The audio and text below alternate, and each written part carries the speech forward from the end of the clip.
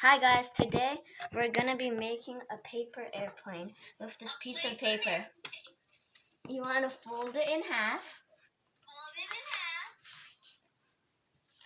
And then you wanna open it back up and fold these two in to the middle, onto the line. Please like and subscribe if it's good. Like and subscribe. So you wanna fold them back again in like this. On both sides. And then you want to get the top of this plane and fold it down to the middle. And then you want to get the top of this plane and fold it in the middle. So it should look like this. Then it should look like this. Then you want to fold this part up to the top.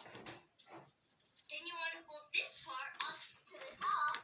And you want to fold it in half, like this.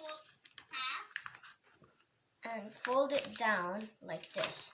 And fold it down like this. So you have the paper plane. Let me do a test throw. Let me throw it for you guys. Yeah, it's pretty good, but my room is small. Thanks for watching. Bye. And make sure to like and subscribe. For more arts and crafts. Yeah, like my friend said. Bye.